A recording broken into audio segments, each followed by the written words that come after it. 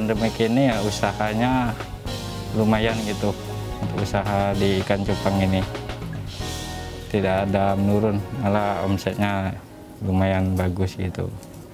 Kalau untuk penjualan ini saya sudah masuk ke Eropa,